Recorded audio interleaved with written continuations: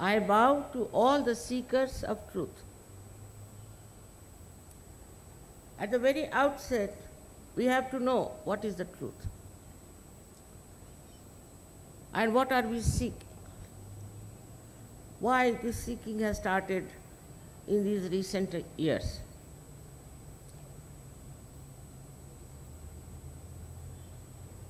We have science by which we have overgrown outwardly. We have different devices by which our life has become more comfortable, maybe. But science cannot answer many questions. And one of the questions it cannot answer is, why are we here on this earth? Also, science is amoral. It does not give you any line of action that will benefit you and that will nourish you.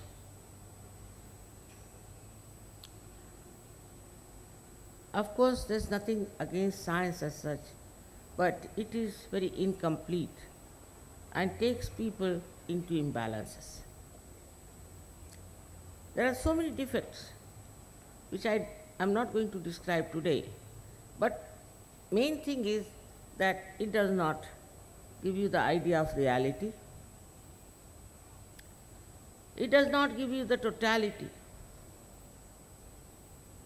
Also, it does not give you any ascent in your spiritual life.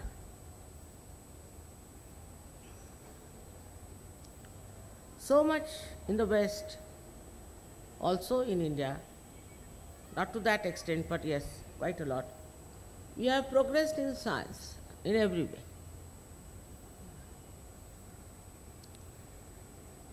What do we find? There's a decline in the character of human beings, in the society. Families are breaking, children are going astray. Everywhere we find there's such a decline in the quality of life, and sometimes we cannot also say that these things are done even by human beings. It's impossible to explain why people have fallen to such a low level of existence and think that that is the best life. They have lost all the capacity to feel that we are going very fast towards our complete destruction.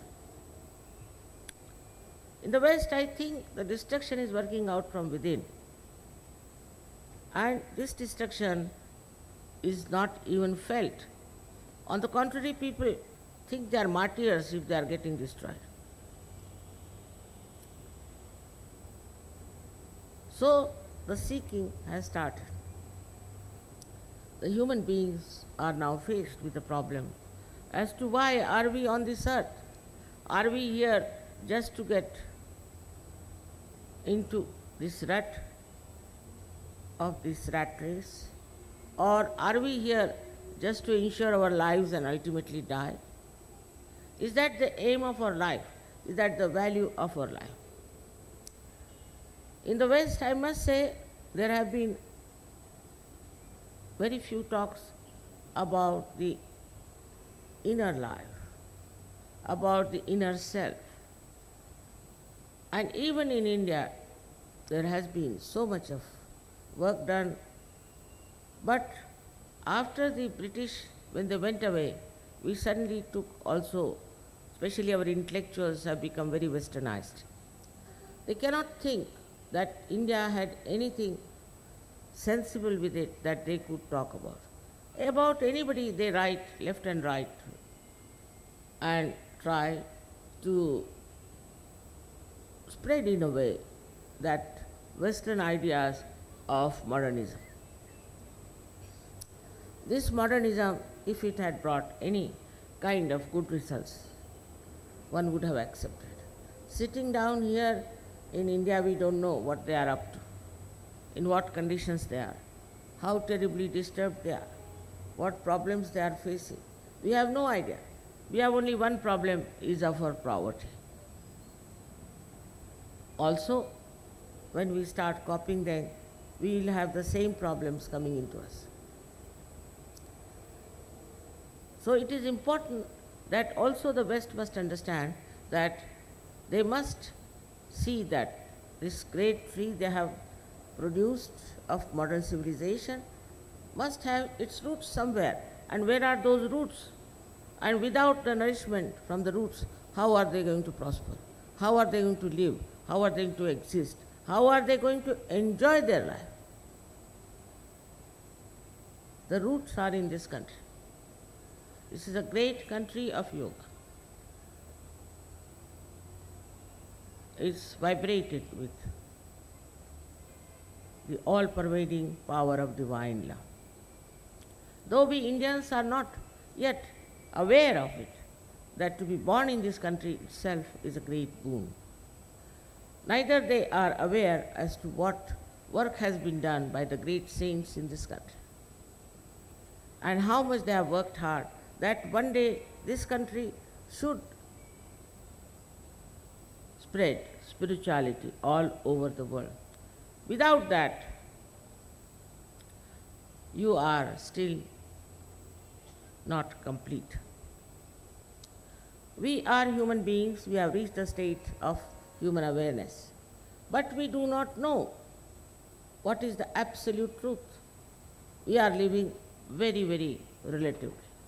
Some people think this kind of government is good, somebody thinks that kind of government is good, somebody thinks that economics should be like that, another things like that. And there's all the time discussions, arguments, and fighting going on. Ultimately, we end up in wars.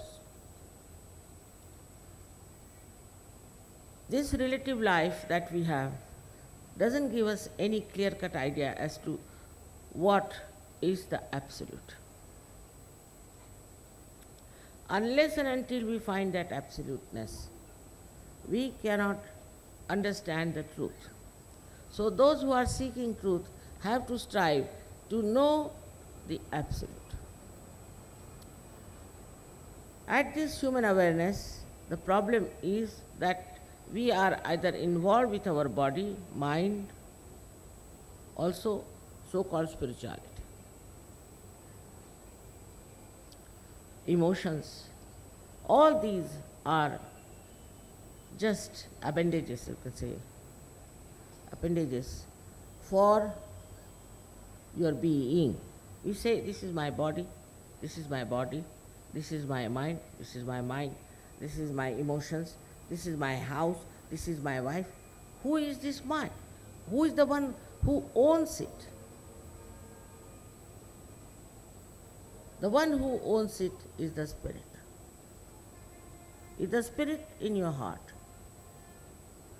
The spirit which has not yet come into your attention. The light of the spirit has not yet come into your attention. That's why you think you are this body, you are this mind. But you are not. You are the pure spirit. You are, whether you know it or not. Also, there's another thing one has to know, that there is an all-pervading power of divine love, which does all this living work of producing these beautiful flowers, running our heart, looking after our digestion. Every sort of a living work is done by this all-pervading power of divine love. In Sanskrit we call it Brahma Chaitanya. Whatever you may call it. In the Bible it is called as the cool breeze of the Holy Ghost. Is the power of the Holy Ghost. Also in Quran it is called as Ruh. In the religions where they have talked about Nirakar, about formless, they have talked about it. So, this all-pervading power of Param Chaitanya exists, and we have to get united with that. That is the real yoga. Standing on your head and doing acrobats is not yoga. Or reading books and doing mental acrobats is also not yoga. what is important is that you have to grow above your mental capacity. All the Western world is full of mental projections, and these mental projections are linear in their nature. They go up to a point, but they are not substantiated by truth. So, they decline and they fall.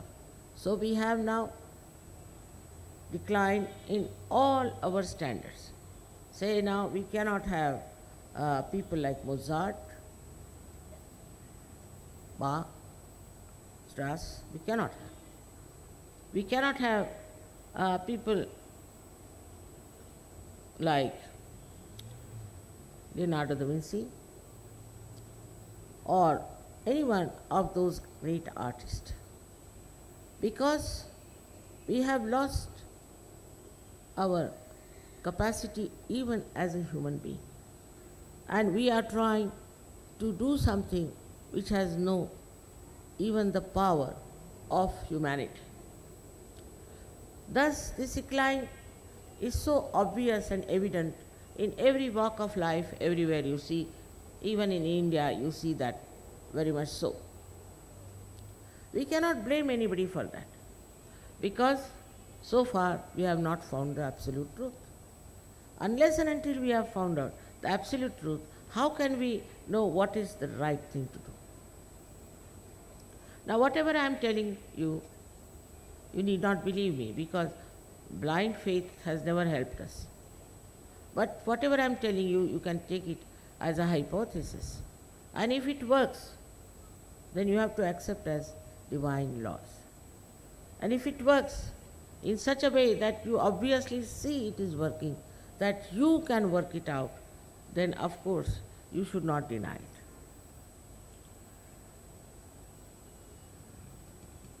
I think there are many people who are talking about it all over the world.